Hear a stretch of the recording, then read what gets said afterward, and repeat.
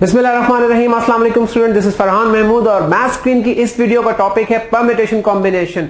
Permutation combination important topic है, बहुत deep topic है, इसको समझना बहुत जरूरी है। लेकिन अभी हमने ऐसा क्वेश्चन सेलेक्ट किया है जो कि आपकी बुक के अंदर मौजूद है और आपके अपकमिंग एग्जाम्स के हिसाब से इंपॉर्टेंट क्वेश्चन है। एग्जाम में चंद ही दिन रह गए हैं, इस टाइप के क्वेश्चंस की प्रैक्टिस कीजिए, ऐसे क्वेश्चन की प्रैक्टिस कीजिए ताकि आपके कॉन्सेप्ट क्लियर हो सके और आप अपने अच्छे मार्क्स को एंजॉय कर सकें। लेकिन प्रैक्टिस करने से पहले हम मिलकर इस क्वेश्चन के कॉन्सेप्ट को और जनरली इस टॉपिक के कॉन्सेप्ट को क्लियर करते हैं इस वीडियो के अंदर। तो आइए देखते हैं इस क्वेश्चन को कैसे सॉल्व किया जाए। लेकिन बिफोर सॉल्विंग दिस क्वेश्चन मैं चाहता हूं कि मैं आपसे इसके फंडामेंटल्स को 2-3 मिनट के लिए डिस्कस करूं ताकि आपको इस क्वेश्चन को समझने में आसानी हो जाए। सो आइए देखते हैं हमारे पास क्वेश्चन कुछ इस तरह से है कि एनपीआर का क्वेश्चन है, यानी परम्यूटेशन का क्वेश्चन है।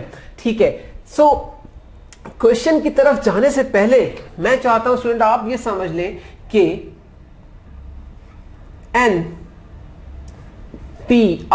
क्या चीज है, हम एनपीआर को कैसे सॉल्व करते हैं। देखिए एनपीआर क्या होता है, एनपीआर को जब हम एक्सपेंड करते हैं, ये बेसिकली परम्यूटेशन का फॉर्मूला है। सो जब हम इसको एक्सपेंड करते हैं तो हमारे पास क्या आएगा, हमारे पास आएगा n-1 n-2 और आप जितना आगे तक ले जाएं so on up to r factors. ठीक है, इसको हम जहां तक ले जाएं, जहां तक हमारे पास ये r की वैल्यू गिवन होगी हम इसको ले जा सकते हैं। ये npr का फॉर्मूला है यहां पर। अच्छा, इसको अगर मैं एक स्पेसिफिक एग्जांपल देकर आपको समझाऊं इनको तो मैं कैसे सॉल्व करूंगा। देखिए पहले इस फॉर्मूले को जनरलाइज किस तरह किया गया है, इसको जनरलाइज किया गया है, हम इसको इस तरह भी लिख सकते हैं npr is equals to n factorial n minus r factorial, n factorial n minus r factorial. एक जनरल सा एग्जांपल ले लेते हैं और एग्जांपल से मैं आपको एक्सप्लेन करने की कोशिश करता हूं। आई होप कि आपको समझ में आ जाएगा, बल्कि आई बिलीव कि आपको समझ में आ जाएगा। देखिए हम क्या करेंगे कि हम लेते हैं 5p3। So according to this formula ये क्या होगा, r हमारे पास 3 तक है, यानी 3 टर्म्स खोलनी है। तो हम यहां पे क्या करेंगे, हम लिखेंगे 5 इंटू 5 माइनस 1 इंटू 5 माइनस 2। इसको सॉल्व कर लेते हैं। सॉल्व करने से क्या आएगा student, 5 minus 1 is 4 and 5 minus 2 is 3। 5 times 4 यानी 5 multiplied by 4 is 20, 20 times 3 is 60, so 60 is the answer for this। अगर हम इसके जनरल फॉर्मूले के अंदर इस क्वेश्चन को प्लग कर दें, यानी हमारे पास था 5p3, अगर हम इसको इस फॉर्मूले में डालते हैं तो हम लिखेंगे 5 फैक्टोरियल 5 माइनस 3 फैक्टोरियल। अब इसको कैसे सॉल्व करेंगे, फैक्टोरियल क्या होता है एक्सप्लेन कर चुका हूं, लेकिन दोबारा जैसे हमारे पास है 3 फैक्टोरियल, इसका मतलब है 3 मल्टीप्लाई बाय 2 मल्टीप्लाई बाय 1, जब तक 1 नहीं आए डाउनवर्ड मल्टीप्लाई करते रहिए। जैसे 6 factorial 6 multiply by 5 multiply by 3 multiply by 4 multiply by 3 multiply by 2 multiply by 1। So factorial ये चीज होता है। यहां पे भी हम सेम चीज करने वाले हैं, लेकिन सबसे पहले हम क्या करेंगे, 5 multiply by 4, 3 multiply by 2 multiply by 1 और नीचे है 5 माइनस 3 का फैक्टोरियल। 5 माइनस 3 होता है 2, यानी 2 का फैक्टोरियल यानी 2 इंटू 1। सो 2 इंटू 1 से 2 इंटू 1 कैंसिल कर लीजिए, बचा क्या 5 multiply by 4 multiply by 3 again 60। तो आप कोई भी फॉर्मूला लगाएं आंसर आपके पास सेम आएगा, जनरल फॉर्म लगाएं या फिर एक्सपेंडेड फॉर्म लगाएं। ये तो इस क्वेश्चन से सॉल्व करने से पहले थोड़ा सा बैकग्राउंड था। अब हम आ जाते हैं अपने क्वेश्चन की तरफ। सो थोड़ा ही स्पेस मुझे ज्यादा चाहिए, तो देखिए अब मैं क्या करने वाला हूं, मेरे पास है np3 is equals to 12 n upon 2 p3 और मुझे n की वैल्यू फाइंड करनी है। सो मैं अकॉर्डिंग टू फॉर्मूला इसको यहां पे एक्सपेंड करूंगा। कैसे एक्सपेंड करूंगा, np3 की जगह मैं लिखूंगा n minus 1 n minus 3 up to 3 factors मैंने इसको खोल दिया। 12 एज इट इज। अब मैं अंदर वर्किंग करूंगा किस तरह से, n upon 2 minus 1, n upon 2 minus 2, इसके भी मैंने 3 फैक्टर्स खोल दिए। अच्छा यहां पे कुछ नहीं कर सकते, इसको एज इट इज रख दीजिए, n upon n minus 1, n minus 2, यहां पे आपके पास 12।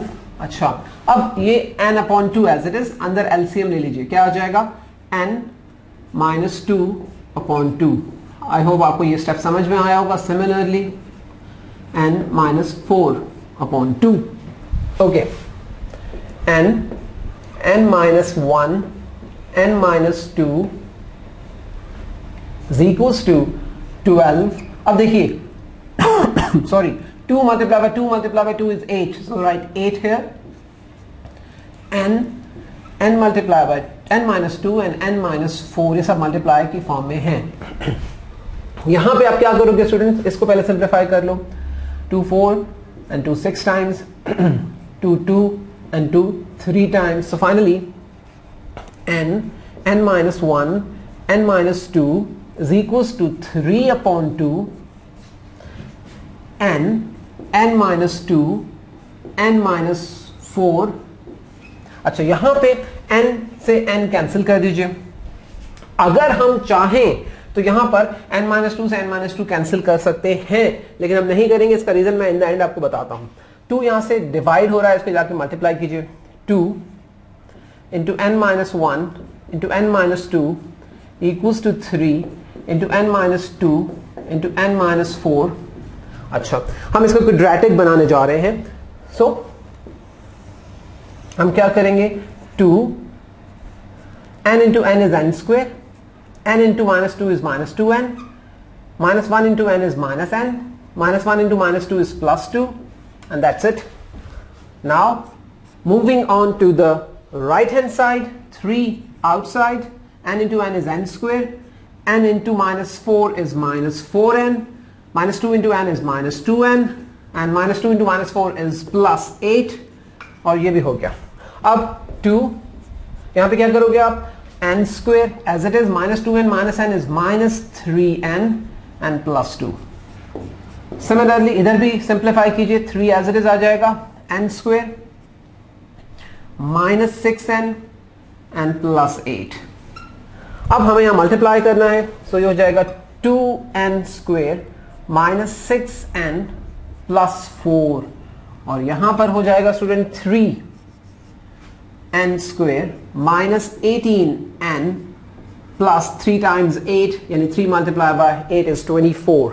सो अब आप ऐसा कीजिए कि इन सारी वैल्यूज को उठा के इधर शिफ्ट कर दीजिए, क्योंकि n स्क्वायर में ये छोटा है और ये बड़ा है, तो छोटी वाली वैल्यूज को शिफ्ट करते हैं हम towards the bigger value. So write these as it is, 3n square minus 18n plus 24 minus 2n square plus 6n and minus 4 and equals to 0। अब इसको फर्दर सॉल्व करते हैं, 3n स्क्वेयर और ये माइनस 2n स्क्वेयर, इन दोनों को जब हमने सॉल्व किया तो हमारे पास आंसर आया n square minus 18n and plus 6n। इन दोनों को जब सॉल्व किया तो आंसर आया minus 12n plus 24 and minus 4। इन दोनों को जब सॉल्व किया तो आंसर आया 20 और इक्वल्स टू 0। सो यहां तक उम्मीद है आपको समझ में आया होगा। अब क्या करेंगे, यहां से हम इसको टर्म ब्रेक करेंगे, क्वाड्रेटिक बन गया है, टर्म ब्रेक करेंगे, n square minus 10n minus 2n plus 20 equals to 0। अच्छा फिर फर्स्ट 2 में से कॉमन लीजिए, n common, n minus 10 minus 2 common, n अगर साइन नेगेटिव का होता है बाहर तो अंदर वाला साइन चेंज होगा तो माइनस हो जाएगा, और 2 मल्टीप्लाई बाय 10 इज 20 से हम यहाँ पे 10 लिख देंगे इक्वल्स टू 0। दो ब्रैकेट सेम है, यानी n माइनस 10 और n माइनस 2 इक्वल्स टू 0, जिससे मिला n minus 10 is equals to 0 और n इज इक्वल्स टू 10, और यहां पे मिला n minus 2 is equals to 0 और n इज इक्वल्स टू 2। अब ये दो आंसर्स हैं। अगर हम क्वाड्रेटिक नहीं बनाते, यहां से 2 और n माइनस 2 और n माइनस 2 को कैंसिल कर देते तो एक ही आंसर आता, और हो सकता है वो आंसर सेटिस्फाई ना कर रहा होता, इसलिए हम इसको क्वाड्रेटिक की साइड पे ले गए और 2 आंसर निकाल दीजिए। देखिए n हमारे पास जो r है, एक्चुअली जो r है यहां पे हमारे पास वैल्यू सॉरी n/2 की जो वैल्यू आ रही है, यानी n की जो वैल्यू आ रही है n/2 जो है इट इज ग्रेटर देन 3। इसका मतलब ये हुआ कि हम ये वैल्यू जो है वो एक्सेप्ट नहीं कर सकते। तो ये रीजन था यहां से n-2 को कैंसिल ना करने का। अब हमारे पास जो वैल्यू बची है वो क्या है, n = 10, जो हमारे पास यहां पर एक्सेप्टेबल वैल्यू होगी, एक्सेप्टेबल वैल्यू बनेगी और यही आपका आंसर आएगा। तो उम्मीद है आपको क्वेश्चन समझ में आया होगा। प्रैक्टिस कीजिए, इस टाइप के क्वेश्चन आ सकते हैं, बिलीव मी इस टाइप के क्वेश्चन आ सकते हैं। इनकी प्रैक्टिस कीजिए ताकि आपका कॉन्फिडेंस भी बहुत ज्यादा बूस्ट हो जाए और आप क्वेश्चन में जब एग्जाम में जब ये क्वेश्चन आए तो आप उसको उड़ा के रखते हैं।